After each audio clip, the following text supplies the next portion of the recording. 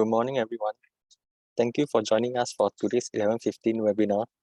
Today we have Adobe results, PropertyGuru initiation, top glove and Emperador's Phillip on the ground, technical analysis on some counters, and for the macro and sector outlook, we have the FOMC meeting highlights, and as usual, we'll end off with the Singapore Weekly. So without further delay, let me hand over the presentation to Ambrish. Ambrish, please. Thank you, Darren, and good morning, everyone.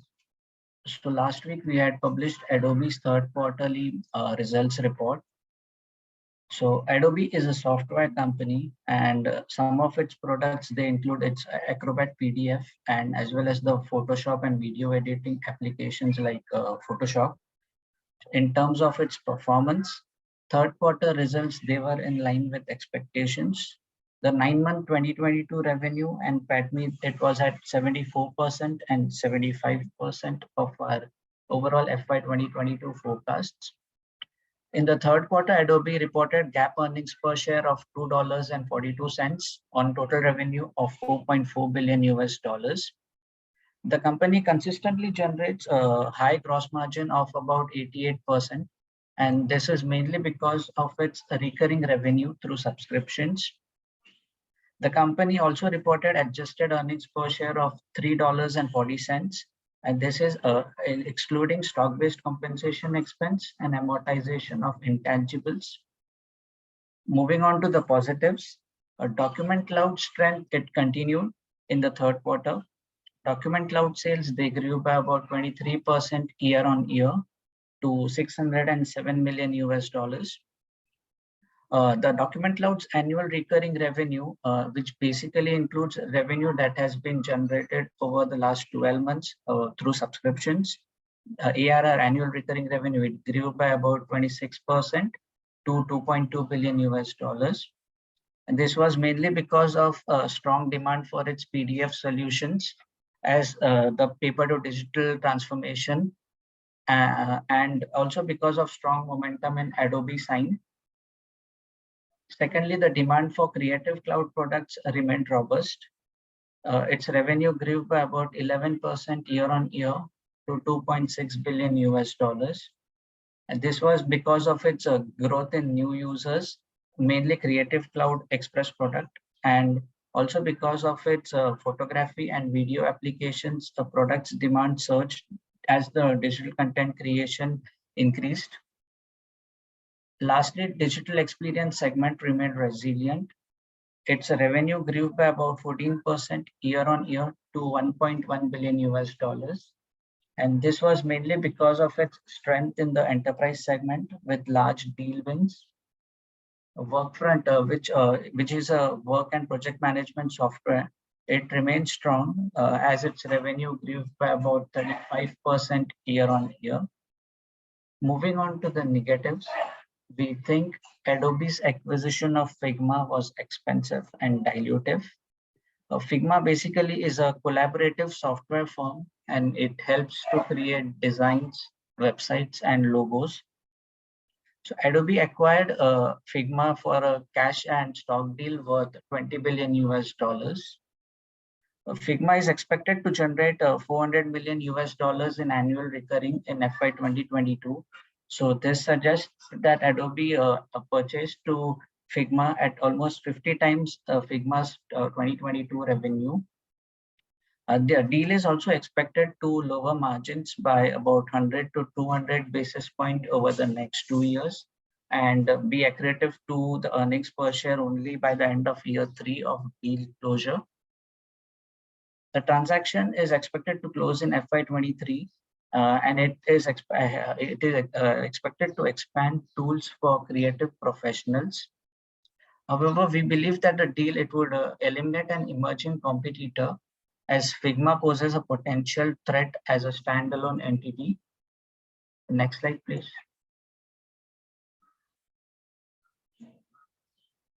So moving on to its fourth quarter 2022 outlook, Adobe expects to report GAAP earnings per share of $2.44 and adjusted earnings per share of $3.50 on a total revenue of $4.52 billion.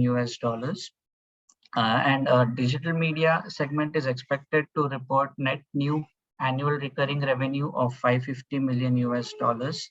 And this would be mainly because several subscriptions will be due for renewal towards the end of the period. And also because of the price increase in Creative Cloud and Document Cloud segments. The digital media and digital experience segment is also expected to report a revenue growth of 10% and 13% year on year. So finally, we reduced our FY 2022 revenue and PATMI by 1%, mainly because of macroeconomic uncertainty and foreign exchange headwinds. We also increased our weighted average cost of capital to 7.1%, and we maintained our terminal growth rate of 4%. Due to these adjustments, our DCF target price for core Adobe, it has been reduced to $420 from $549. We also analyzed the Figma acquisition impact. So based on our estimates, if the deal goes through, then the target price is likely to be reduced by about 7% to $389. And this is mainly because of our assumptions of operating margins dilution and additional shares in the diluted share count. However, overall we believe that the long-term tailwinds for Adobe are still intact due to the paper to digital transformation and growth in digital content creation. I would now like to pass on to Max for initiation report on PropertyGuru. Thank you. Thanks, Ambrish. Good morning, everyone. We have just published a report to initiate collaboration on PropertyGuru. So a little bit of background. PropertyGuru is a property technology company that operates an online classified property marketplace. It is actually founded in Singapore in 2007, and it just got listed on the New York Stock Exchange in March of this year. Currently, the company has a market cap of around 682 million US dollars. Next slide, please. PropertyGuru has two main business segments, namely marketplaces as well and fintech and data services. For marketplace, the company operates in 5 major markets, including Singapore, Malaysia, Vietnam, Indonesia, and Thailand, with Singapore being its largest market. Marketplaces is the main segment of PropertyGuru because it generates 97% of its total revenue in FY21. In every market aside from Vietnam, the company the business segment earns revenue by charging subscription fees for its property from property agents that wants to list properties on its platform. In Vietnam, however, the company adopts a pay-as-you-go model where it only earns revenue whenever a new listing has been made. As for the fintech and financial data services, the company provides mortgage brokering as well as advisory services. This business is currently only available in Singapore, and it earns revenue by charging referral fee or commissions from financial institutions and banks. PropertyGuru recorded a revenue of 101 million Singapore dollars in FY21, which shows a 23% year-on-year growth, and we expect this to grow 4% to FY22. However, the company reported a net loss of 187 million in Singapore dollars in FY21, and this was mainly attributed to the fair value loss on conversion options, as well as the increased sales active expenses. We feel that this net margins are likely to remain negative in FY22, and it will start to turn positive in FY23. Next slide, please.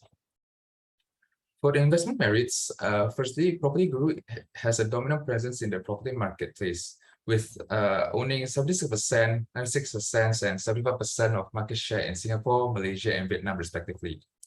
Its revenue experienced a 4-year CAGR of 22% from FY17 to FY21, and we expect this to grow further at a 2-year CAGR of 37% to 189 million Singapore dollars in FY23. And this is mainly driven by the increased adoption of its premium subscription tiers, as well as the increased spending on discretionary products. We feel that the PropertyGuru's dominance in the market can act as a barrier to entry due to the network effects resulting from its high penetration of agents and home seekers onto its platform. Secondly, PropertyGuru also has strong pricing power with a high renewal rate. The most basic product tier of PropertyGuru costs 43% more than its largest competitor, but it still managed to achieve a 82% renewal rate in first half of 2022. We feel that its ability to combine a premium pricing suggests that it can grow revenue by increasing prices down the road. Next slide, please. Lastly, PropertyGuru business is also resilient to property market cycles.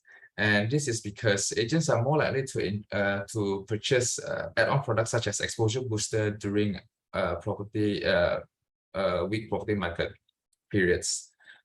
Agents seem to have increased their spending on add-on products, as can be seen by the agents discretionary making up 53% of total agents revenue for 2022, up from the 45% from a year ago. Furthermore, total agents revenue also grew 45% year-on-year despite in first half of 2022, despite Singapore private residential sales volume down 27% in the same period. We feel that the resilient performance indicate that external factors have limited impact on PropertyGuru's ability to generate earnings moving forward. Next slide, please. Moving on to risk, we have two. PropertyGuru has limited penetration in Thailand and Indonesian markets. The company has operated in both countries since 2011, but they both combine for only 8% of FY21 total revenue. This is concerning, especially because Indonesia represents approximately 40% of Southeast Asia's total population, meaning that PropertyGuru is unable to tap onto a big chunk of its total addressable market. Secondly, PropertyGuru earns revenue in the local currencies of the markets it operates in. Aside from Singapore, it operates in emerging markets whose currencies are prone to foreign exchange fluctuations. Furthermore, product prices also differ across markets, which adds on to the impact on foreign exchange fluctuations to the company's profitability. Next slide, please. All in all, we initiate coverage on PropertyGuru with a buy rating at a target price of $5.73 based on a DCF valuation with a WACC of 10.1% and a terminal growth rate of 3%. With that, I'll hand over my time to Zain. Thanks, Max. So now I'll go on to the technical analysis section. For the STI, the immediate support this week will probably be at about 3,198 to 3,218, which is the second support zone, and also it is also the lower Bollinger Band support. And as for the immediate resistance wise, we probably see at the above the 20-day moving average to the swing highs of last week, which lies at about 3,243 to 3,280 zone. Next slide. As for the S&P 500, now we are currently likely to be in the last leg of a 5-wave downtrend. So the immediate support probably lies at the June swing low to 161.8% extension area, measured from the wave 3 to wave 4 rebound highs, which gives us a support area of about 3,607 to 3,640. As for immediate resistance wise, probably is at 3,830 to 3,910 area. Next slide. For moving to individual stocks, the first one we have is Microsoft. So for this last, we had a technical buy at $244.74, TP at $268, stop loss at $238, and the stop loss close at $237.92. So this trade was actually invalidated because it hit our stop loss. So last week we believe that there was a potential bullish reversal to the upside, because we saw a bullish hammer candlestick form on 16 September at a double bottom support area of about 241 to 246, which points towards a bullish upside. And we also saw bullish divergence where price made a lower low towards the support area while the RSI indicator made a higher high, which shows that momentum is peaking despite the bearish price action. So with that, we concluded price could reach the resistance level at 268, which is confluence of the Ichimoku cloud resistance at $267.85, the downtrend resistance line, as well as the 50% Fibonacci retracement level resistance, using a swing high of $294.18 and a swing low of $242.06 as points of reference. Next slide. Then moving on to HP, for this we have a technical buy at $26.45. The TP is at $30.70, stop loss at $24.75. The stop loss closed at $25.35 on Friday. So similarly, as a potential bullish reversal to the upside to retest the downtrend channel resistance. So for HP, the formation of a hanging man candle at 20th September at the confluence of a triple bottom and downtrend channel support area of about $26 to $27.30 points towards the bullish upside. And also bullish divergence was also observed where price made a lower low towards the support while the RSI made a higher low. And this also shows that the momentum is picking up despite the bearish price action.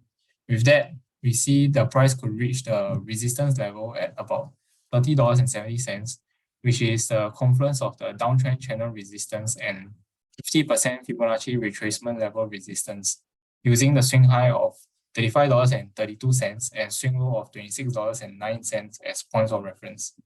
So with that, I'll pass on my time to Sean, who will give us the highlights of the FOMC meeting last week. Yep. Thanks, Zain. So I'll be going through the highlights for the FOMC that happened on the 21st of September last Wednesday. So last Wednesday, the Federal Reserve has raised the federal fund rate by 75 basis points to a range of 3 to 3.25.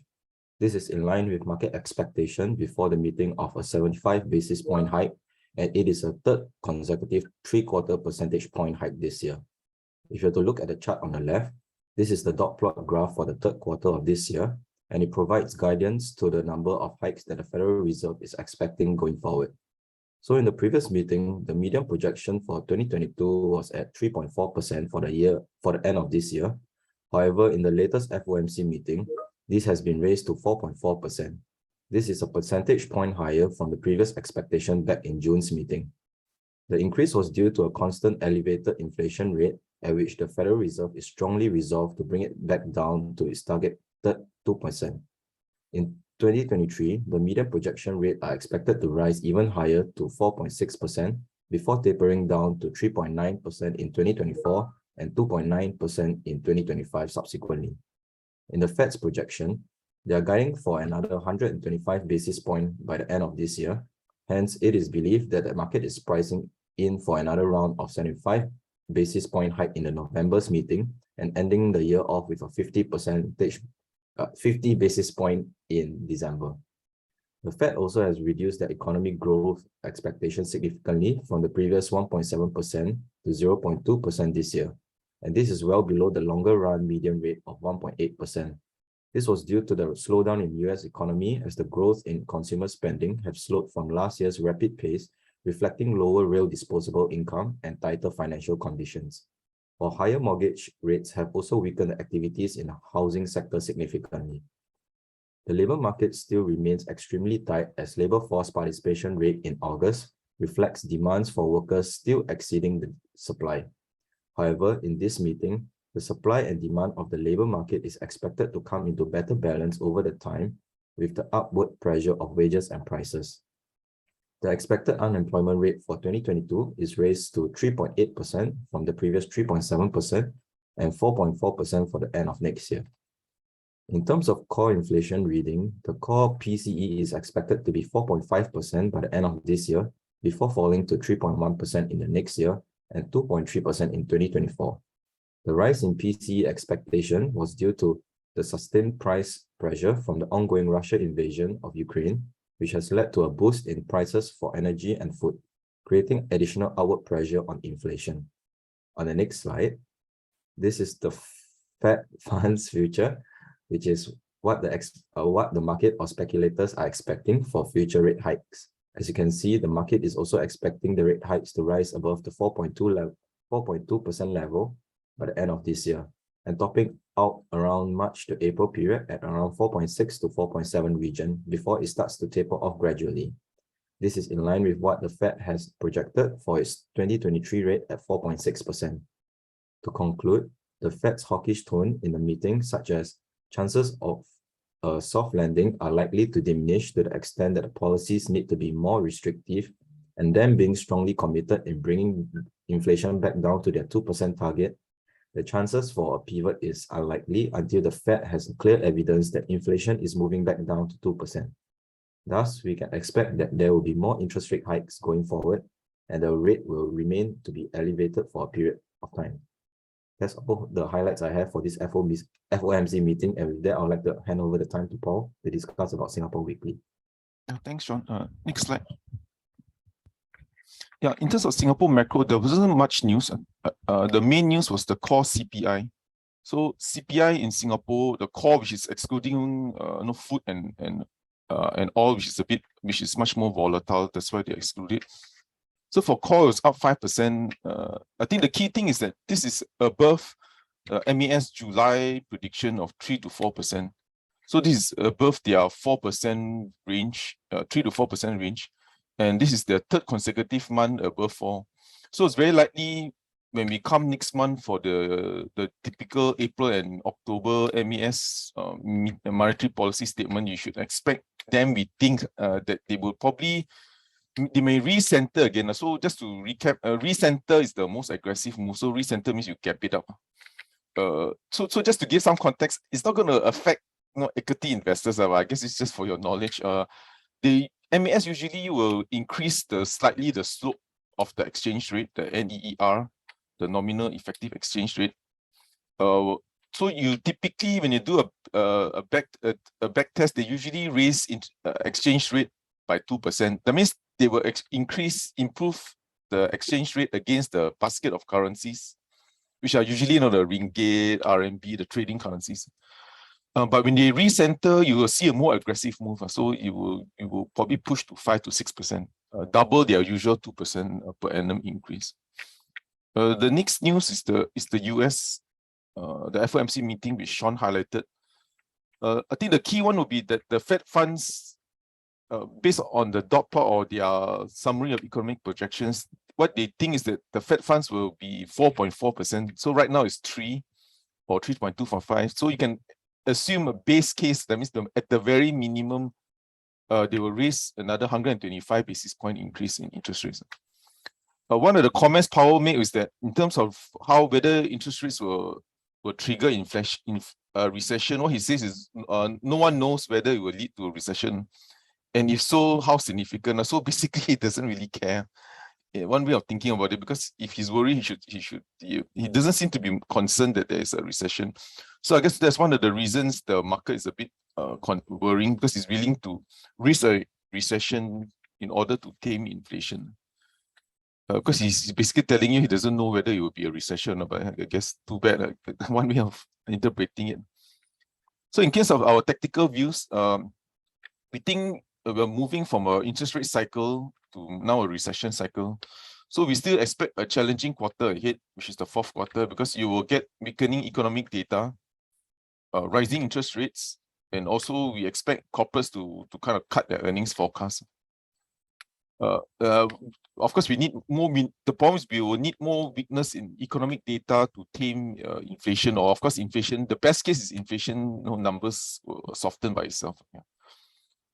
And also the worry is that if they were to cut rates, I mean, maybe next year, then there's fear that inflation will spike back up again. Because I think the underlying issue is that we need to solve the supply issue. You might taper down demand, but it doesn't really solve the inflation problem until you raise a small supply, which is oil and housing and so forth. In terms of the key data for next week, the main one will be on Friday. On the 27th, you will have Powell's speech again, but I don't think he will still sound very hawkish and so forth. And then on the 30th, you will release the core PCE, which is the Fed's preferred measure of inflation. It's a broader measure than the usual CPI that we always read about. So any signs of it coming out, then that could be a trigger to maybe a short-term bounce in the market. On the 29th, we will have a ComfortDelGro brief webinar for those who are interested to attend. Next slide. Okay, this is just an illustration. The table on the left, I think we all know about it. Just put it on the chart for everyone. If you want to know how bad inflation is for Singapore at least.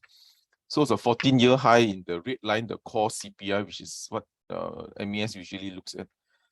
The chart on the right, again, is very confusing and apologies for that. But what we are happening now is the blue zone. So blue zone is when the MES is the most aggressive. So we are entering to this blue zone period. You can see from the far right, the blue line is the NEER. So this is their basket of currencies. The red line is the US dollar against Sing dollar. So what we're just trying to say is that we're entering into the last time the MES was so aggressive was in 2011. You see the blue bars there.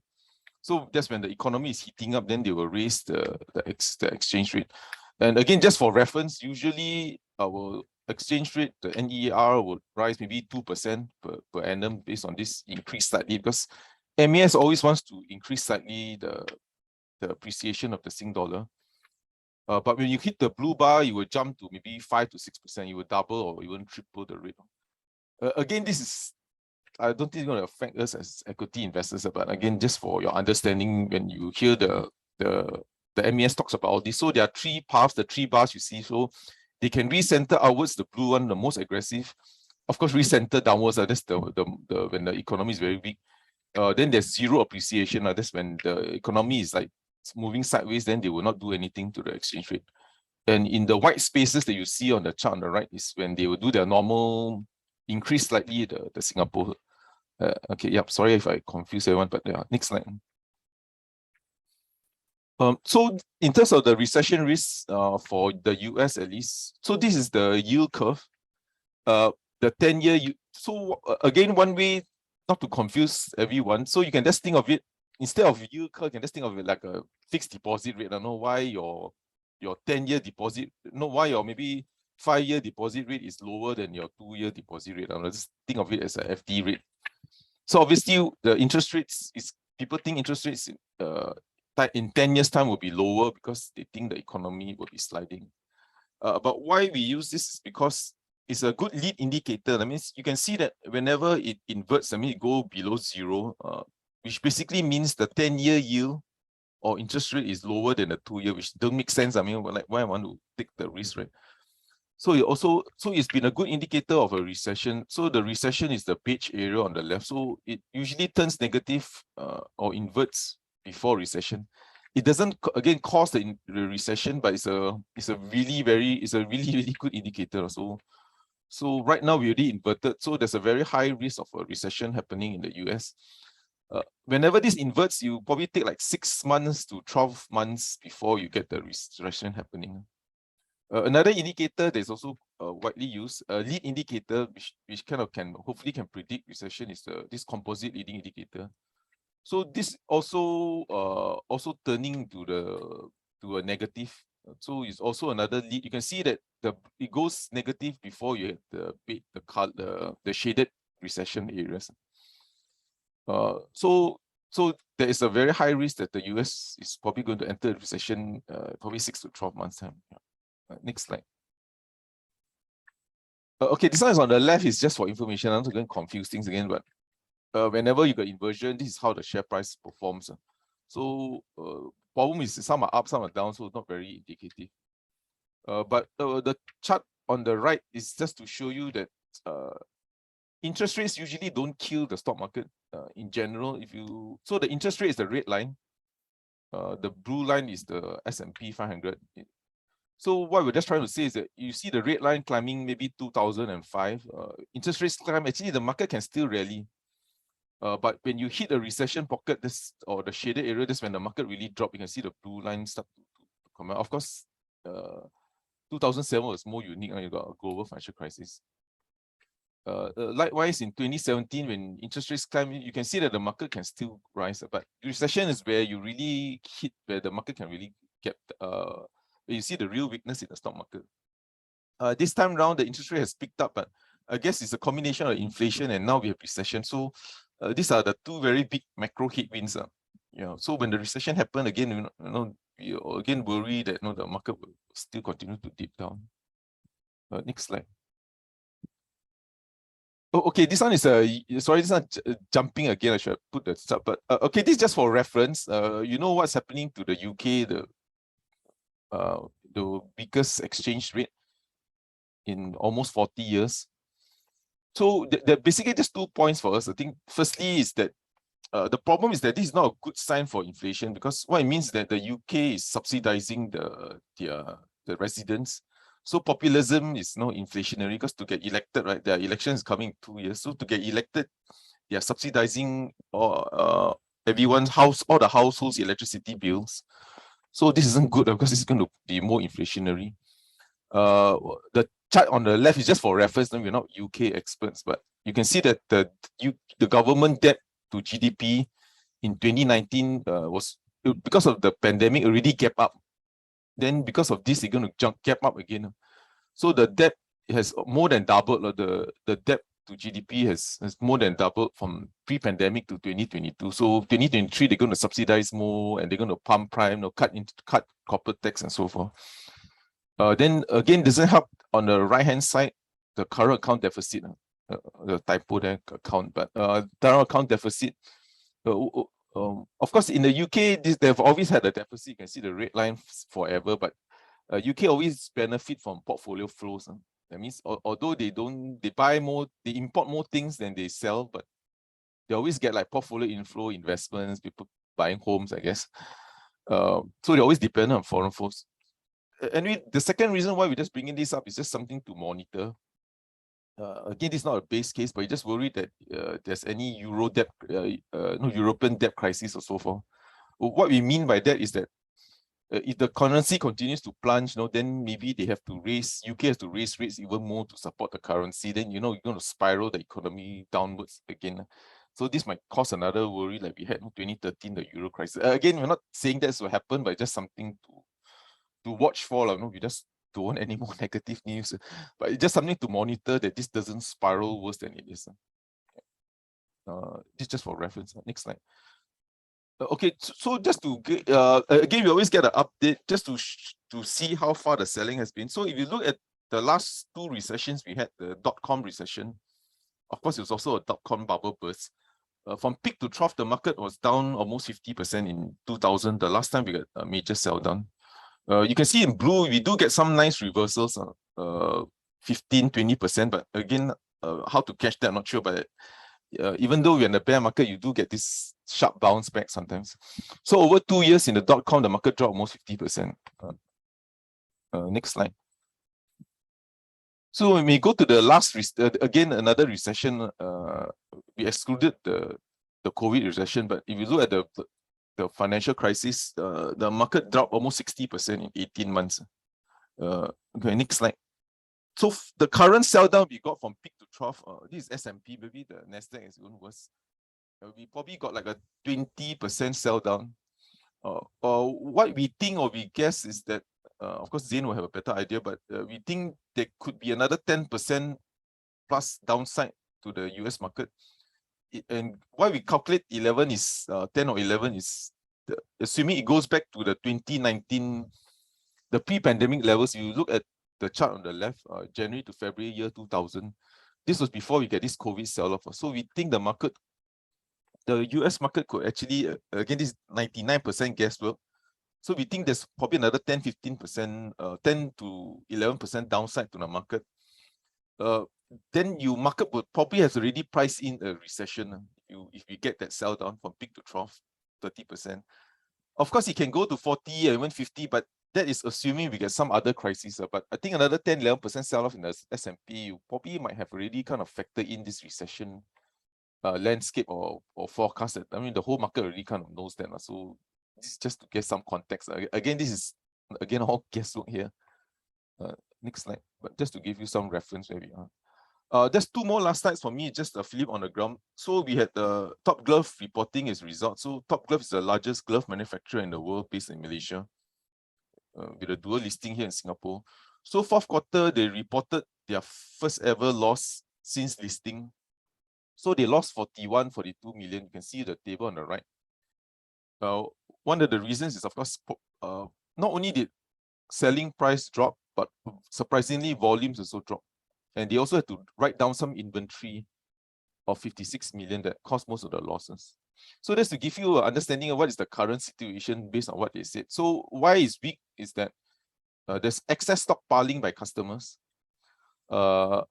Number one, and then customers, they don't have no urgency to order because number one, they can get the lead times are short. So if they order, they can get it immediately. So no, and prices are coming down. So why do I need to stock up? And then number two, the buyers know the manufacturer's utilization rate is low. So they know that your utilization rate is low, so you can anytime meet any demand that I have. So so Topgolf mentioned that their utilization rate in the fourth quarter was only 40-50%. The other condition that's happening is there's a price competition from China. And of course, they've also been hit by high costs. The natural gas price is up 10%. In Malaysia, they impose a minimum wage of 1,005, but it's not just this 1,005. Since 2019, Malaysia went through 2 minimum wage hikes. I think it was 1,000 to I think 1,002 to now 1,005. So wages in Malaysia jumped almost 50% over the last 2-3 years. And as expected, although it's minimum wage, but when you pay the minimum wage, then the rest, the senior managers or the most senior staff also need to increase wages. So there's a cascading outwards. And because of the prices, no, they just cannot pass the higher cost because of price competition. They halted their dividends and they are not increasing capacity until 2024. So what this means is that the last 3 years, they have frozen capacity. So capacity has been 100 billion in 2021, 2022, and also for next year, 2023. In terms of the outlook, what they said is they plan to increase prices by 5% for October. What they shared, I mean, without stating the obvious, is that they no point lose money but to gain market share. So, and then what they said was that glove makers now are selling below cost. And they need a leader to raise price. Having spoken to some glove makers, they still say that it's going to be hard for Top Glove to raise price because it all depends on the Chinese. I mean, if China don't raise price, then nothing's going to change. So Chinese will just take more market share. That's it. So so even though they want to raise, we're not clear whether the rest will follow, or it's only them that's raising price. Okay, next slide. Okay, this is my last slide for me. We had a Phillip on the ground by Emperador, which is the new dual listing. It's a Philippines company and now part of the STI. So they're the largest brandy company in the world. Again, this is also my first time meeting the company. So let me just give a bit of history. So this company was founded by this individual, Andrew, in 1973. What he did was he introduced domestic brandy into Philippines. So they made that the cheapest, and that took off because Philippines is mainly rum and gin, I think. Yeah, rum and gin. So, but he introduced brandy. So he was the first one to produce and introduce local brandy into Philippines, and he was nationwide.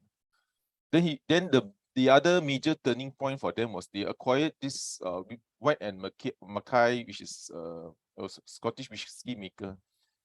This whiskey maker used to mainly sell private labels, but under the new leadership of Emperador, they pivoted into branded products.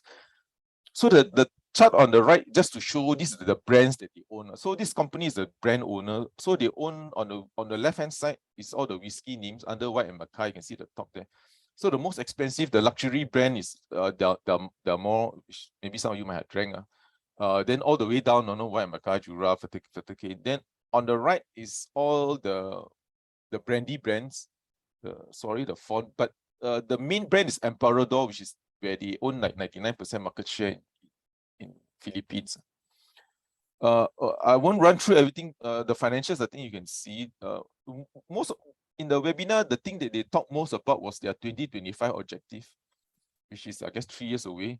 So 1/3 of their sales is from whiskey. Now they want to grow many whiskey. So whiskey is their main growth driver. So whiskey, they plan to grow in the mid-teens revenue and brandy in high single digit. So in terms of Damore, which is their main brand, it's a luxury whiskey and it's on global allocation since 2018. So what they said was that only 60% of demand is satisfied. There's really a shortage and China is the biggest growth driver. I think China is the one that has been mopping up most of the demand. I think sales to China has probably tripled or quadrupled the last few years. The other one they own is the Emperador, which is the brandy where I think they own the market as like 9%.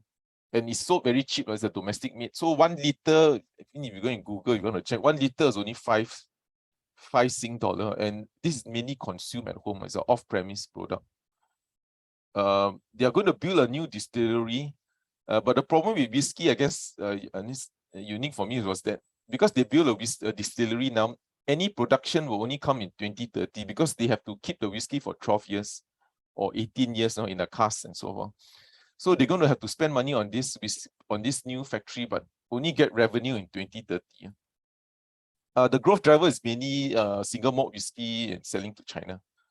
Again, all this is new to me, so again, this is just for everyone's information. That's it. Okay, I think that's it for me. I think we can move on to Q&A.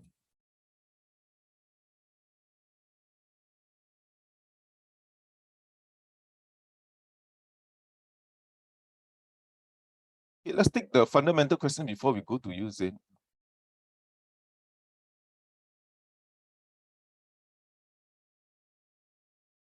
Okay, let me just take this one first.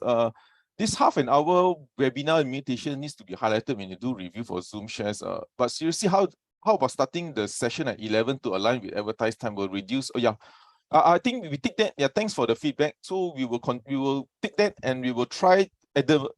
I'm not sure if we'll do it in December, but we'll definitely want to change the time to 11 a.m. because since we've got so many people are confused. Yeah, the problem why your timer is set at 11 but it starts at 11:15 is because Zoom only has half an hour timing reminders, and why it starts at 11:15 is because it's a very legacy thing. But yeah, we would definitely want to change it to either 11 or 11:30. Yeah, so we will definitely change it, but just give us some time to do the housekeeping thing and so forth. Paul, what's your views on Del Monte, SingMed? Is it Singtel or Singapore Medical? Singapore Medical is being privatized, so I think not much for me to say. But we still like Del Monte. I think it's still oh, let me turn on my camera. Oh, sorry. We still like Del Monte because it's still a 5 times PE stock. And you know, consumer names normally about 20 times PE, so we still like it. Number 2, we also like it because you know the US is mainly they're selling canned stuff, which is the most basic item, non-discretionary consumer. So it's a consumer staple. So we think even though there's a recession, they can ride it out well. And what they've shown is they raised prices already 3 times. So there is some branding power by Del Monte. I guess the one concern investors have is, of course, the high debt levels. But our view is that as the operational performance turn around, the cash flows will return, and they've really managed to refinance some of their debt to lower cost. Yeah. Again, anyway, we are the only ones who cover the stock. Yeah. But we still like it. I think there's no change in our view for Del Monte. Darren, you want to take on Parkway Life? I'm not sure if you can. Okay, while I wait for let me just move on. With the appreciation of the Sing dollar versus many worldwide currencies, what are the opportunity for Sing dollar holders, maybe properties, private equity necessary? My own view, not necessary. Okay, of course, on paper, property is a good hedge, but the problem is there's so much money into property already, so we think it's a bit overvalued. For me, what I think is maybe bonds, but not now. I think maybe early next year when most of the high interest rates already flush out. And we know that our view is that eventually the Fed has to stop. I think they cannot keep on, the economy cannot sustain 75 basis point hike until forever. So we think that some of the REITs has an opportunity, maybe not now, but maybe at year end, once you flush out all these interest rate hikes, because there's no way the Fed's going to raise interest rates forever, right? So it's just when are they going to stop? But doesn't mean they will cut. But at least we think maybe early next year or late this year, they might give a signal, especially if the economic data is weak. So we think some of the interest yielding instruments like bonds or even REITs could be the place to park your money, because what we are banking on is that growth will slow down and then the Fed will have to at least stop. I mean, not raise anymore, which will already give the market a trigger to rally. Yeah, that's what we think. How would interest increase impact the Singapore banks in the short term and long term?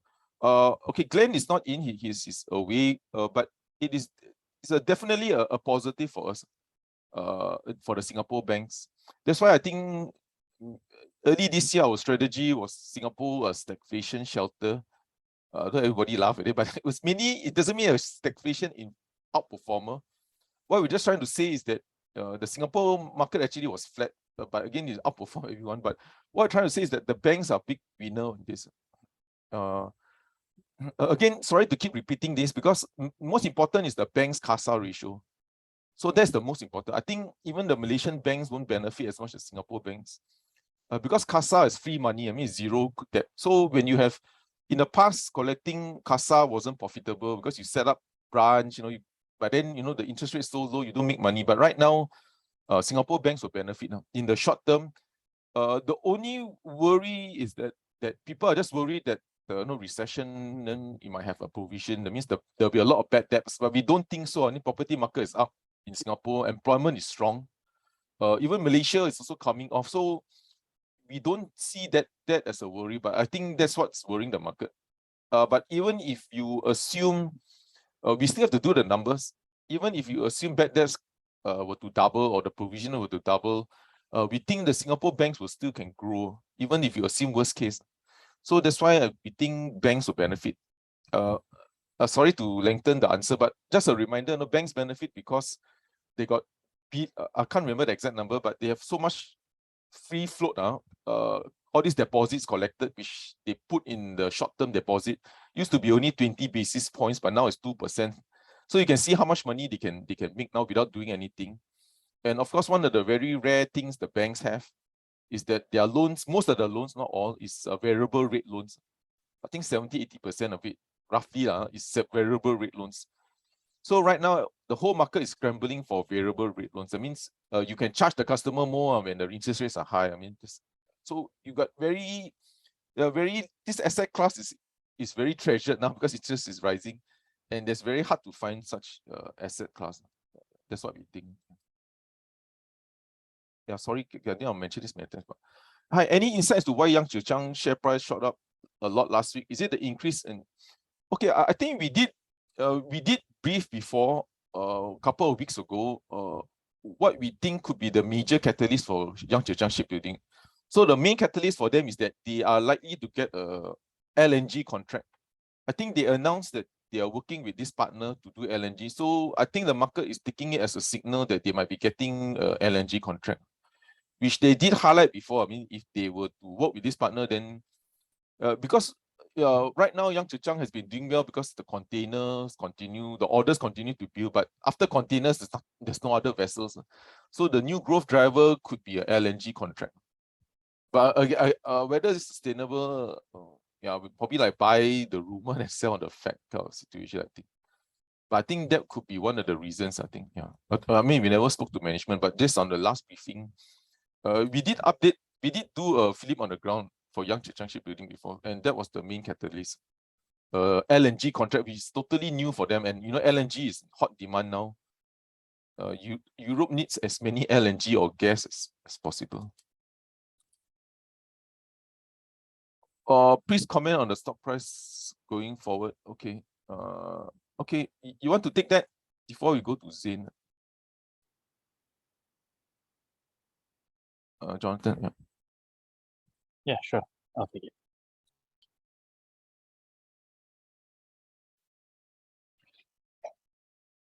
Yeah, so there's a question here. Please comment on the stock price for the FANG-M going forward. I guess I'll just briefly talk about what has happened so far this year, and pretty much in line with all other, most of the other tech stocks, or most of the market in general has just been going downhill. We're coming into kind of the strongest part of the year for a lot of FANG-M stocks. So especially for your advertising stocks like Facebook and Alphabet. Usually the fourth quarter is the strongest quarter of the year. You know, Apple just released their whole suite of new products, and so you know, even though sentiment is pretty weak right now in the markets, everybody is kind of selling away their stocks. We do still think that there is a lot of upside for the FANG-M stocks, especially because of how undervalued they are relative to how they've been in the past. So definitely be looking towards you know, their third quarter earnings and their fourth quarter earnings towards the end of this year and early next year to kind of get some direction on how these how we should see these stocks going.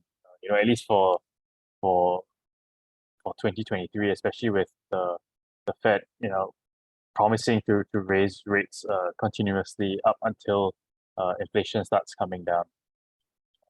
Yeah, I think that should be all for me. Thanks. Yeah, hi. I'll take the question on Parkway Life REIT, the FA part. I'll leave the TA part to Zain. So, what are your views on Parkway Life REIT, and to what extent is it generally impacted by a weak yen?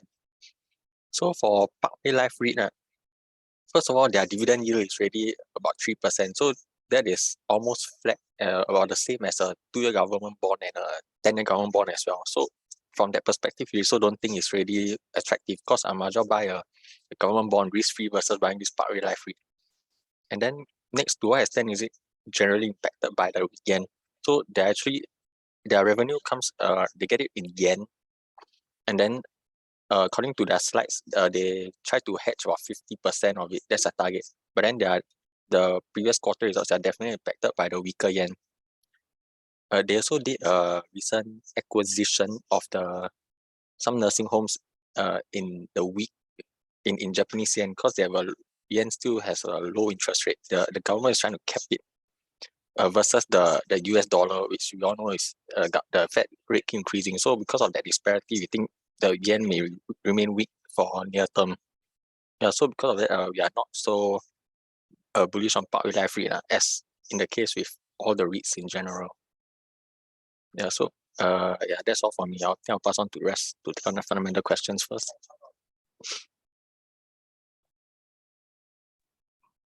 Yeah, I'll take over from here. Your comments on Sam Marine. So we don't have any coverage on Sam Marine, but we can just comment generally on the counter. For Sam Marine, for the next one, for this financial year and also for next financial year, they're still expecting to report a loss. They haven't guided for when they will actually turn profitable.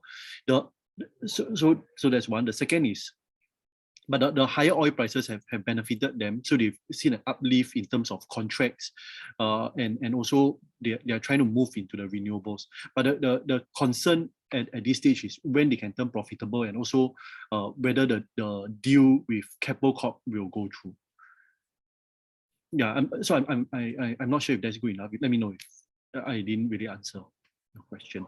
Hi, why is SETS declining so much when it has announced an intention to buy over a world player for airport ground handling? Thanks. Yeah, Joe. So they announced that they are in talks to acquire. We don't know the transaction yet. They say nothing has been confirmed. But just some data. For SETS has a market cap of about 4.4 billion Sing dollars. The group that they're trying to acquire is at $3 billion, or about 4.3 billion Sing dollars. So in other words, what SETS is trying to do is trying to acquire another company that is the same size as them. So what that potentially is, they need to likely raise a combination, and we believe it will be a combination of equity and debt to finance the entire transaction. So again, well, nothing has been confirmed, but if they want to acquire the whole entire business, then the equity portion that they will need to use to finance the deal is likely to be very, very high. The second factor is they are buying this group. The valuations that they are looking to buy, again, this is reported by Bloomberg, which SETS already announced that there's some factual inaccuracy there. But if the numbers are accurate, then they are looking to buy over the group at about 17 to 18 times of their EBITDA, and that's considered quite high for that. So for that reason, that there's been a decline. But there's nothing that we can comment more until they really announce a definitive deal for the acquisition. Yeah, let me just see. Okay, so I think that's all. I'll hand back to the rest of my team.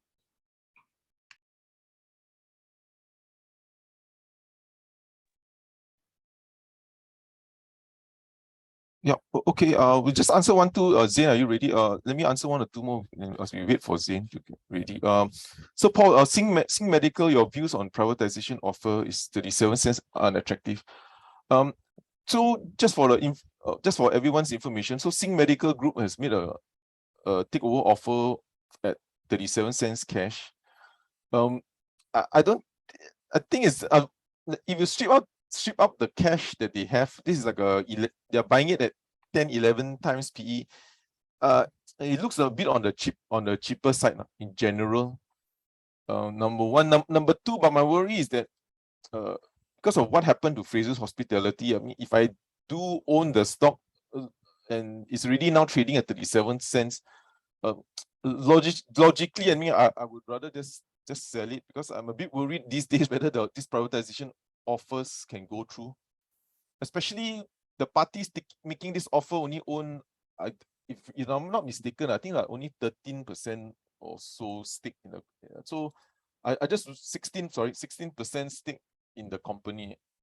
So I'm not sure whether they can pull through this offer or not. Yeah, because they own so little shares. So for me, that's to de-risk. I don't know, just park it at 37, just sell it first, and then see if the deal doesn't go through, then we end up like a Fraser's trust kind of situation where the offer didn't go through and then the stock kept down. Yeah, but it looks a bit cheap, about 11 times PE. Yeah, the offer price. Thanks. I'll hand it over to you, Zane. Okay, thanks, Paul. Okay, I'll start going through some TA questions. So the first one is Land Integrated Commercial Trust. So for this, recently looks like the support at about $2.02 to $2.07. This area is at risk, given that we had a bit of a breakdown today. Then the next immediate support could be at around 190 to 195, which is the previous swing lows twice. And then you also match with this downtrend channel support area. And then for the immediate resistance wise, it's about $2.10 to $2.13 area. Then moving on to Singtel. Singtel also, there's a chance that despite it being in an uptrend channel for now, there's a chance that it might break down of this uptrend with the candlestick today. With that, the next immediate support could be about 260, which was a swing low last time. If not, the next immediate support, judging from this long-term uptrend line, the next immediate support could lie about 255 area, which is also confluence with this swing low support area last time. Then for immediate resistance wise, it's probably at around the 270 to 276 area over here. And for elite commercial REIT, okay, so stock is rather weak. So we could see it potentially retest the COVID lows at about 48.5 cents. The support area is about 48.5 cents to about 54 cents area here. We are currently at 52 cents. So there's a chance that we might see a retest of the lows. As for the immediate resistance wise, it probably is this 55.5 cents to 57 cents area, where we broke down this support level at 55.5 cents and we experienced quite a bit of selling downwards. Yeah. And I will talk about the three banks. So for first one, for DBS, it experienced some resistance at this previous swing high rate about $33.60, 70 cents area. However, despite the recent market weakness in the STI also, it has remained a bit stronger than the index. It could be consolidating in this bullish ascending triangles pattern still if this support area about $33.10 holds. Then for immediate resistance is about $33.60, 70 cents area. As for UOB, it looks like it's still in a consolidating triangle over here. Then the immediate resistance is at about $27.60 to $27.80 area over here. Immediate support is at about $26.60 to $26.90 area.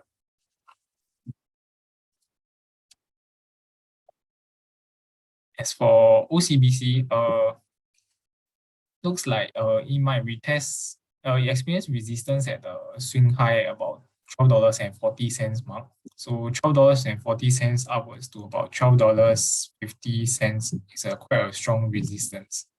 And then for the immediate support, it could be at about $11.90 mark, which is the swing lows over here. So we are currently right about there. Then for the next immediate support could be at the $11.80 mark over here, which is the Ichimoku cloud level, which if the stock decides to do a gap fill over here.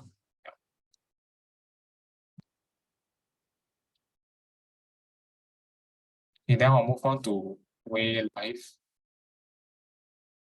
So for Way Life, the technical wise, it doesn't look very good now because we actually broke down this key support area about 440 to 455 area over here. So we had two bounces over here, but this time we directly soaked through it. Then with that, this could be a neckline for an head and shoulders pattern, which is a topping pattern. So with that, if we do get a sell down, the next support area could be at $4 to about $4.15 area. Then followed by the strongest support downwards could be at 380 to 390 area over here.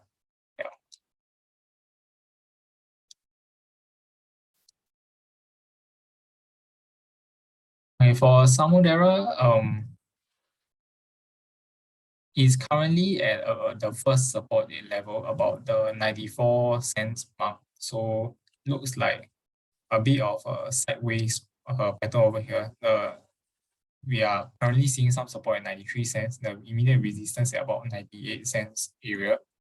If we do break down of this, then we might go down to about 87 cents to the 90 cent mark, which the channel support over here, and also the swing highs and the swing low of this, which might form a support area over here. Then for immediate resistance, it probably be at about $1.04, $1.06 area over here, which also match with the channel resistance over here.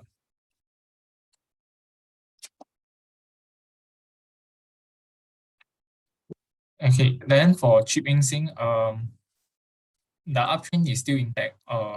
After breaking out of this 680 level and it reached a high of 75 cents. Then we had a retracement to about 69.5 cents. Then it's currently also supported by this uptrend trend line over here. So we look to see whether it can break out of this small downtrend line over here to potentially test the immediate resistance at 73 cents to 75 cents area.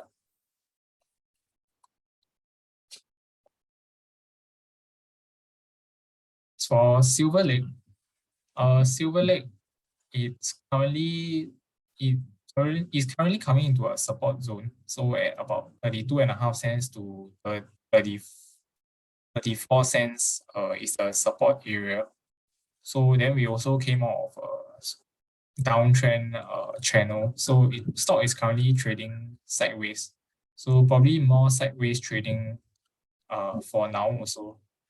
Given that the Bollinger Band also shows a contraction in volatility. So probably some sideways for a while, then we might see an expansion in volatility again. Then the immediate resistance is about 37 cents, 37 cents to about 39 cents area over here. Yeah.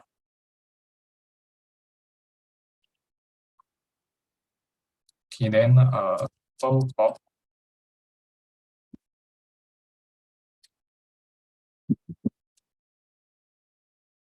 Okay, so for Corp, after it hit the resistance at $7.50, then the $7.30 level failed to hold. We currently broke through it. So the next immediate support could be near the $7 mark, which is a key level. I think a key level of support, given that back then, over here and here at 2019, both in 2019, we saw it being a resistance twice, quite a strong one.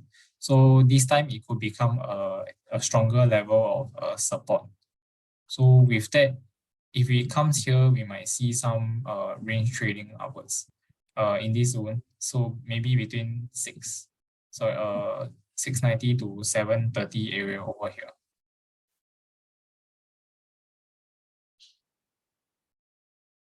Okay, then for Sembcorp Industries.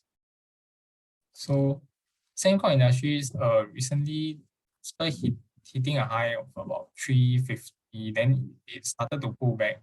Then recently it also broke down this uptrend channels. Uptrend support line, which is not good. So using Fibonacci retracement levels, we could see maybe support coming at between the 50% to 61.8% area, which is about $3 to $3.10 mark, which was a previous resistance level over here. So some support might be coming around here, while the resistance might lie about 325 to 333 area over here. Yeah.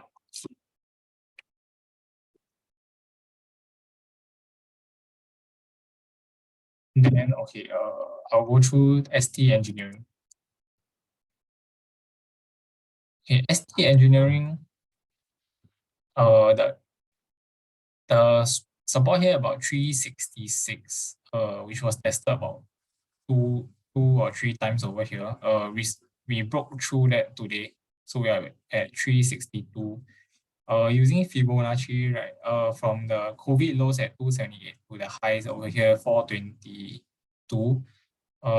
We might hit to the 50% mark at about 350 next. So the immediate support will probably be around there, 345 to 355 sort of zone over here, where we had a swing low over here as well back in 2020. Yeah. Then the immediate resistance will become this previous support zone at 366 to 374.75 area.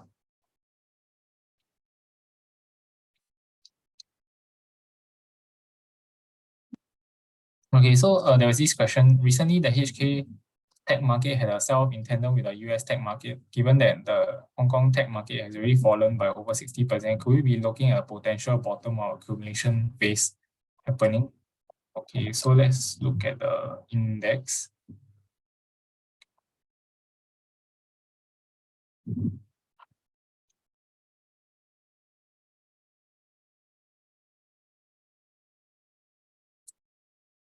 Okay.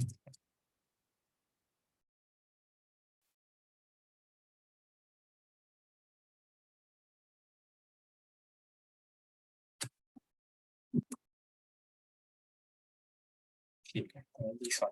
Okay, so for the Hang Seng Tech Index, yeah, it's fallen by almost 70% from the highs. To call a bottom or accumulation starting to form is still early, as it looks like we are in a similar stage to the past. So let's say when we slow down from here, right, then we had, let's say, this box pattern. So if you call it a bottom, then unfortunately it broke down further. And then we also had another box scenario over here, consolidation, and then we broke down further. So currently we are forming a box scenario over here again. So this might around the 3,400, 3,460, 70 area could be a support. To determine whether this is a bottom, we still need a lot of time to find out. It's very hard to time the bottom as well. So to confirm that this is a bottom, we might form maybe some sideways trading or starting to form some higher highs and higher lows and climb out of this consolidation box. Then we might, and potentially we probably also need some changes in fundamental landscape as well to see a bottom being formed. So I think it's still quite early to say whether a bottom might be forming soon for the Hang Seng Tech Index. Yeah.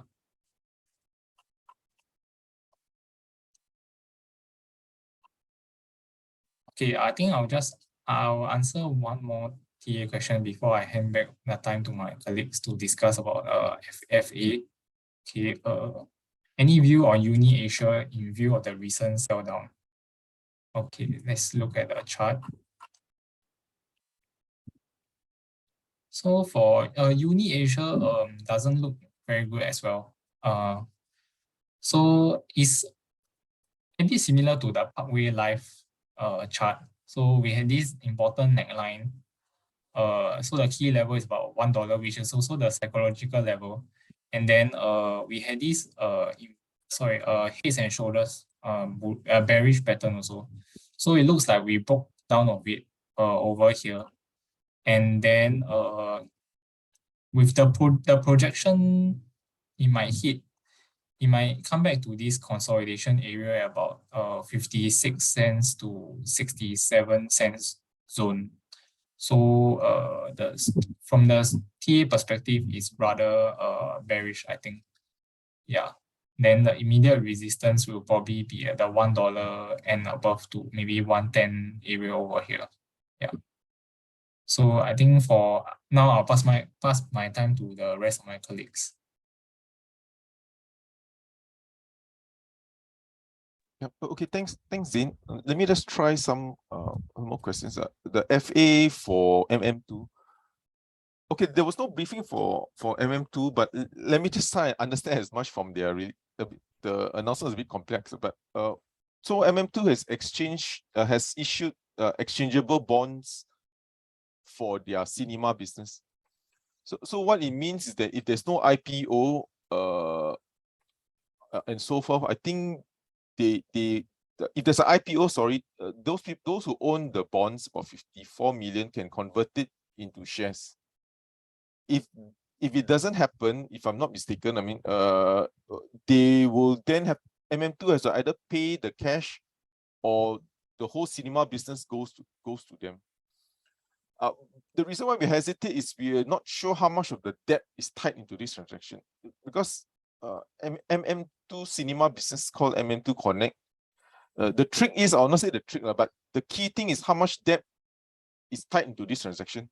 So if this transaction, a lot of the debt goes into this transaction, MM2 Connect, then it will be a good deal, because then at the very minimum, MM2 can deleverage. That means they can virtually, like a better word, kind of wash their hands off from the cinema business. So that's why we hesitate, because it doesn't really say how much of the debt is tied. We'll try and speak to them and try and get a better answer. But in general, this is a good transaction because it's an exit path from the cinema. Because cinema is still loss-making. So with this transaction, of course, they're selling it at a cheap, but at least there's a way for them to get rid of the cinema business. Together with this transaction, there are also warrants, but the warrants converts at 6.5 cents. So there's not so much of an issue.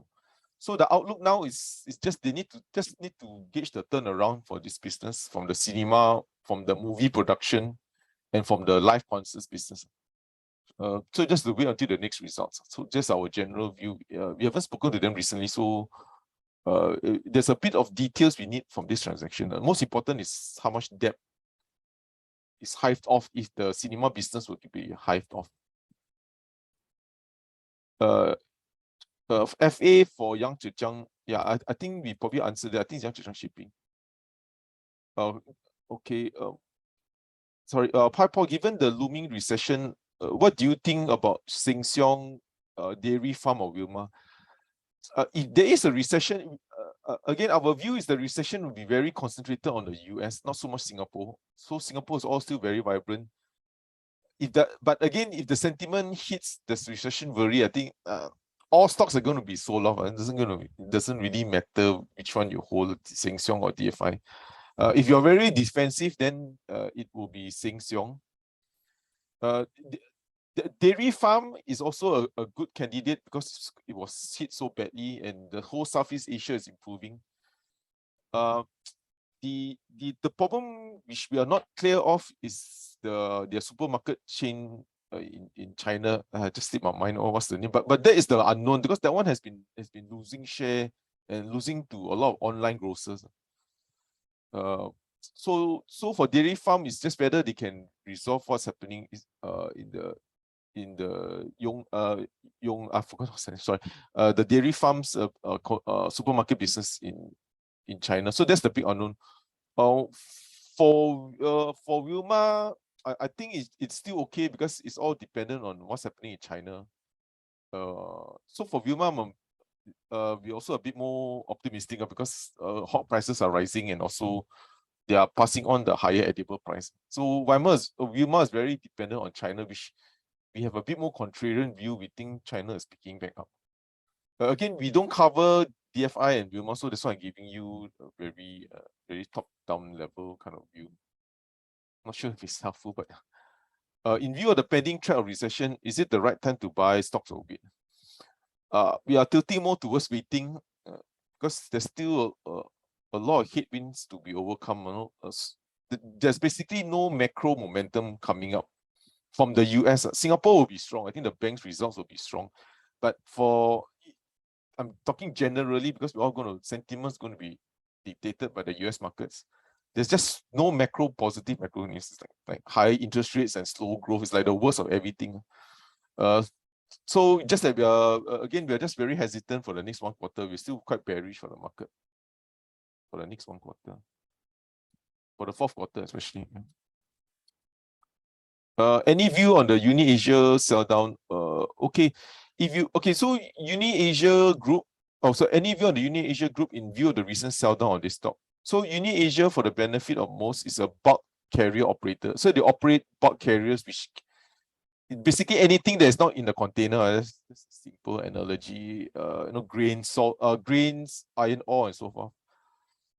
So the one thing, there's a lot of transparency for this stock because how much freight rate they charge, that means how much the ship collect, how much rates the ship can collect is in this Baltic Dry Index, which is published every day. It's called the Baltic Dry Handy Size Index. So if you look at this index for the third quarter compared to third quarter last year, it's down 40% year on year. So in the first half was very strong, then it collapsed in the third quarter. So that's why we think the third quarter results won't be good. So maybe the sell-off is because the third quarter won't be good. Do know that we do have a research on this. It's a paid research.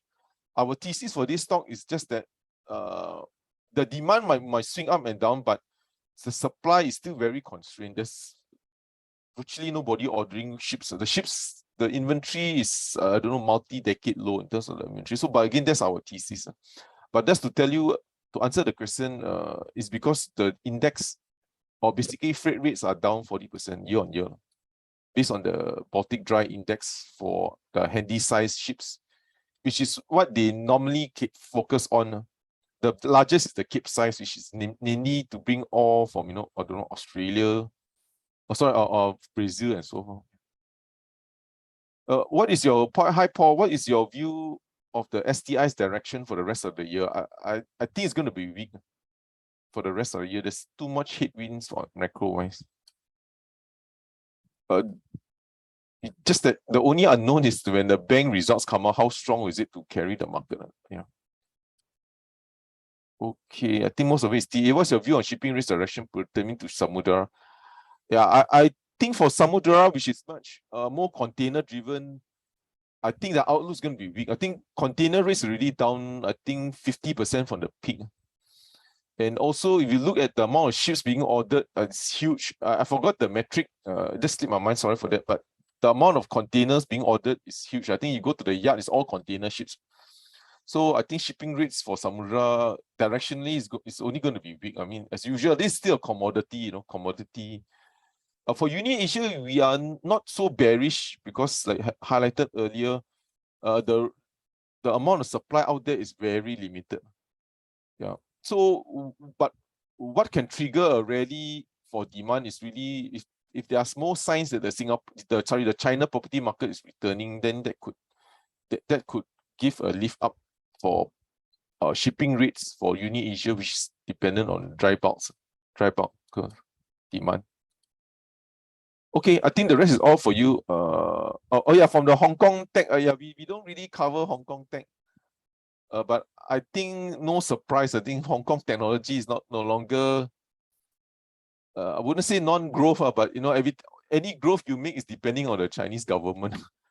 So I think for the Hong Kong tech, just fundamentally it's a macro play. I don't think you're going to. If you grow too much, the authority is going to clamp you down. So it's become, I don't know, a utility business, and it's just dependent on the whole macro situation in China. Again, this is just my own view. I mean, we don't really cover. Yeah, I hand it over to you, Zain. Okay, thanks, Bob. I'll go through the rest of the TA. So for the REIT, starting off in the REITs, Keppel DC, recently it has been this consolidation range. So about the support is about 187 to 192 over here. Then the upwards, the resistance is $2 to about 210 level. So last Friday and today we broke down convincingly of this support at 187. And it's also broke down of this downtrend support at here 183. So we could be heading to near the COVID lows. The COVID bottom was about 175, 176 area over here. So then previous resistance or swing low about 170 over here back in 2019. So we could be seeing 170 to 177 levels, this area soon. If we come to this area, which could be a level of support, then this 187 to 192 previous support will become a resistance level for Keppel DC. And for Mapletree Industrial, okay, recently we broke off this immediate swing low support 253 level. We probably will see a retest of this 240 to 246 zone. So there was a swing low over here in May this year. And also when you look at the longer term chart, there's this uptrend support line that's coming, that might be coming to play over here, about 240 level. So you might see some support over here. Then the resistance about 253 to about 260 over here. Yeah. Then, however, if we break this 240 level, right, we might see 233, I think, because it was some swing low over here, and then a resistance level over here. So the next key level to watch. Yeah. And then for CapitaLand China, we broke down this 110, about the 110 key level over here. Then we could be heading to near the COVID bottom lows, about 92 cents to around $1 is the support area over here. So given the bearishness, more downside could follow for now. Then the immediate resistance will probably be this breakdown level about the $1.10 mark over here, $1.07 to $1.10 area.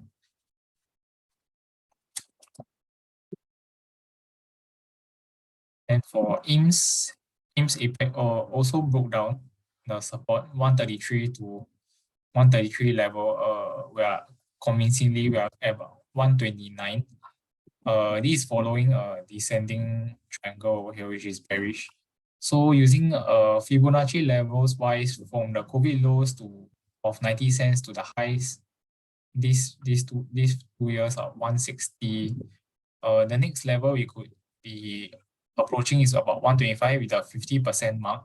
So 125 over here, we also coincide with a swing low and consolidation lows over here. So 125 is the level. If not, we might see about 116 or 117, the 61.8% level, which is also a rather strong area of support around here when the stock pulled back last time before it moved upwards. Yeah. For straits trading, also the chart a bit similar to the Parkway Life and Uni Asia, yeah. So broke off of this neckline support, which turned into resistance. So the current resistance is about 270s to 295 area over here. Then there was this a bearish head and shoulders formation also. So we probably could see price coming into maybe 230 to 250 level, the swing low over here, and then the swing low over here. Yeah.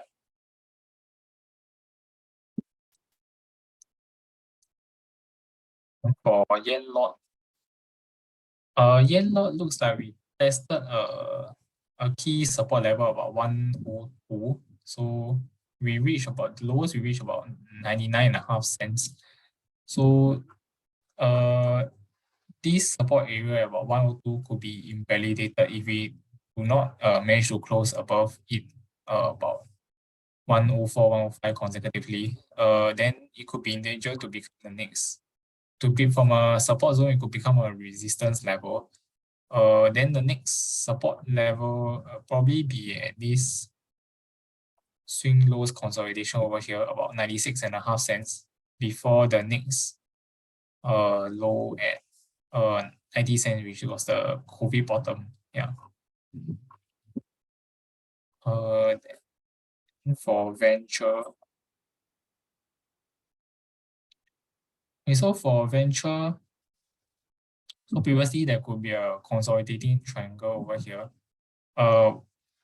We could be in danger of breaking down this support trend line over here if we do not close above it consecutively in maybe the next 3 days.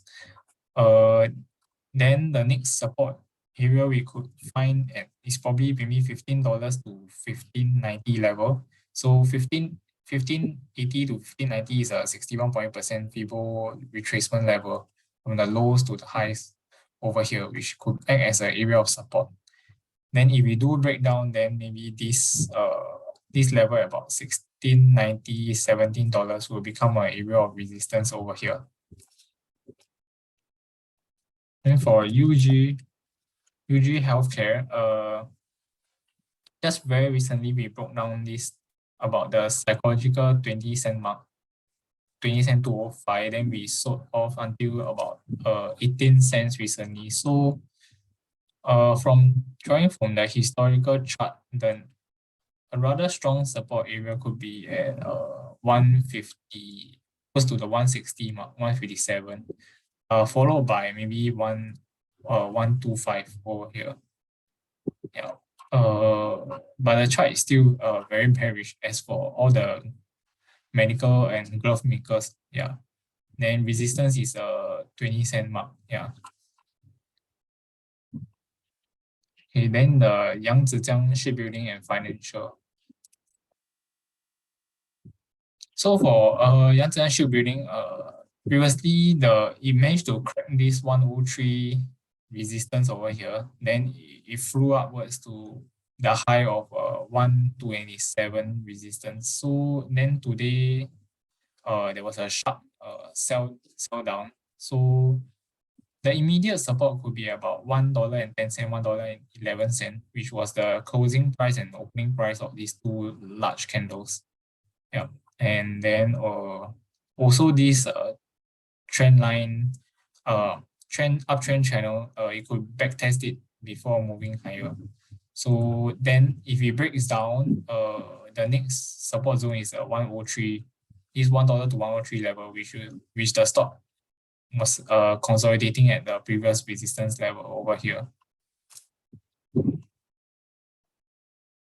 Then for the Zhejiang Financial, the resistance continues to be at about 39 cents to 41.5 cents over here. We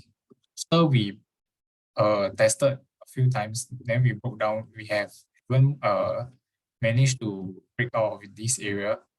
The immediate support could be at the 38 cents to 38.5 cents area, which also confluence of this uptrend trendline support over here. Yeah. That if we do break down this, we might see retest of the lows at about 35 cents, 36 cents area, where we might do some range trading. Yeah. Okay, then for creative, after we broke down this key $2 and psychological level, we sold down to about 166 now. The next support, we could potentially retest the 150 mark, which was the COVID bottom. And 150 is I think it's a key level, since that in 2018 it was around here before we shot upwards also. Then the immediate resistance could be about 180 to 185 level, where the stock kind of had some support coming in before it sold off aggressively. Yeah.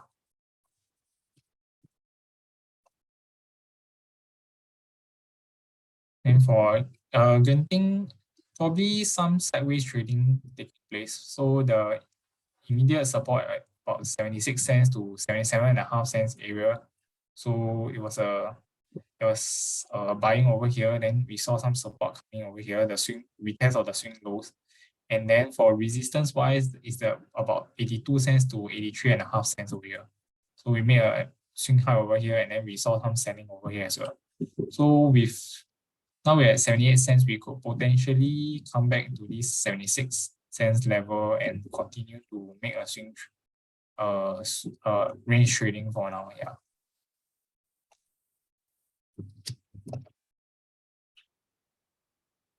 Then for UMS, after we broke out of this downtrend trendline resistance, we shot upwards, and we saw some resistance at 136 level. Then the immediate support is at 127. So for now, the support could be at 124 to 127, resistance 136. So we might do some range trading for now before the stock decides the next direction. If we do break upwards, then the next resistance could be at about 144 to 147 level. Okay, then Hang Seng. So the two indexes, okay. HSI still bearish. We broke down this recent swing low at about 18,200, 300 level. We are about below it, the 18,000 mark. Okay, let me see where we could find the next support. So the next support could be at about this level over here, which is the next level could be about 16,300 level, where it was a swing low back in 2011, and some key level over here as well.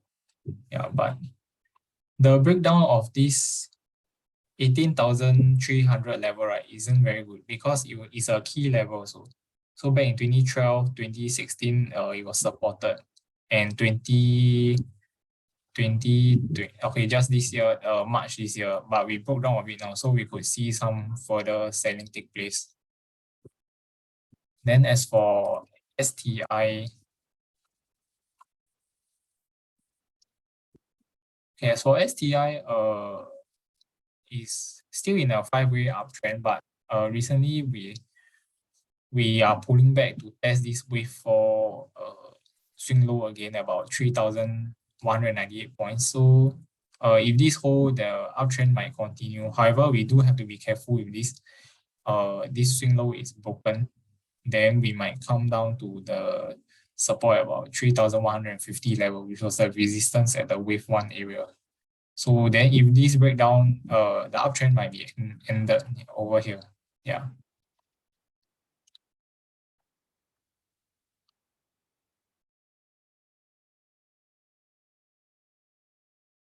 And for Sheng Siong, it remains to be in an uptrend. So we saw resistance 165, 160 to 167 level. The immediate support could be at 155 level to around 158, which was a swing low over here in July, and then we could come back to test this channel support over here. Yeah.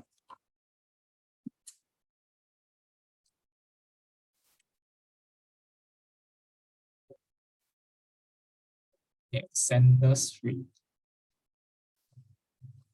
So for Ascenders, looks like we might be coming to test this key support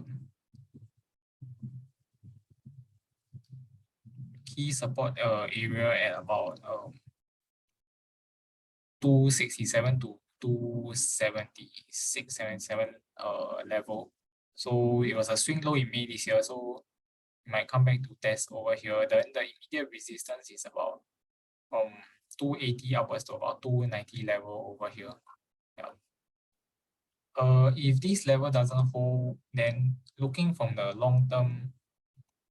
longer term chart, this uptrend line that's holding the stock, right? We might see the next key level to be about 260 over here. Yeah.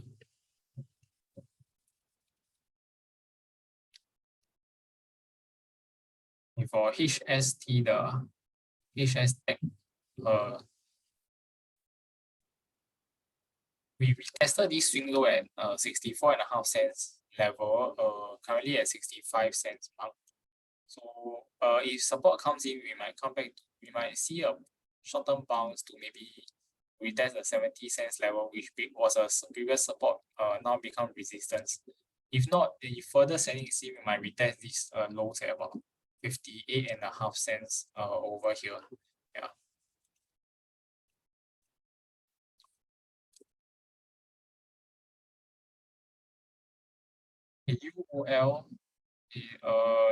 UOL recently we came back to retest this swing low about 675 area. Then let's see whether support comes in for this stock. Then the immediate resistance is about 690 to $7 area over here, which was a swing low here, and then swing low here where we broke off from.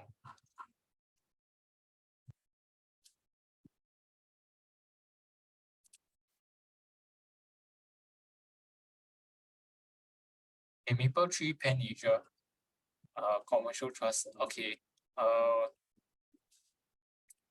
So we broke down of this uptrend support line.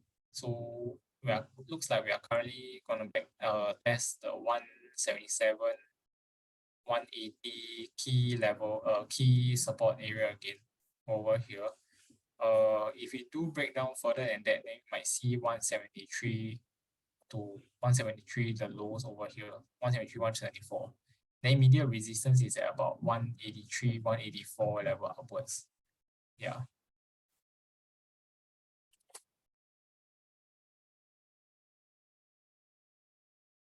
Okay, then Guoco Land. So after the strong move upwards to about 180, looks like we are retesting this previous resistance support area. So support could be maybe at 165 to 169, 170 area over here. then the immediate resistance is about this 175, 176 area over here. Then upwards is 180. Okay, then I'll answer the last TA question on Escort before I hand over the time to Paul to answer the question on Del Monte and MM2. So for Escort, looks like we could be back testing this resistance line where we broke out from. So it looks like there's some support coming at 106 level over here. So if this holds, we might see a bounce upwards to maybe 110, 111 area over here, where it was a swing high before we came back down again. So for this, I think maybe some range trading might be taking place. So previously when we were here, the 110, 112 area was a level of support. So we started trading in the range, but after we broke down over here, we might start trading in the lower range with the support at 105 and the high end at 112 over here. Yeah. So that's all from me. Okay, thanks, Zane, for the very upbeat. I'm just kidding. Everything is breaking down. All the charts are breaking down. But anyway, let me just answer this before we come to some concluding remarks. So hi Paul, how is Del Monte and MM2 Asia? So Del Monte, again, Del Monte Pacific has two parts, the US and Philippines. So US, we think will still do well, can still grow. Number one is a consumer staple, which means in very layman terms, you got to eat something. So consumer staples is like rice. So in the US, so they have categorized consumer staples for canned vegetables, and so forth. So what's happening in the US is that there's a trend because of inflation, there's more consumption at home, and that's why it's benefiting Del Monte. Number two, Del Monte US has raised prices 3 times. So this is a sign that they have branding power.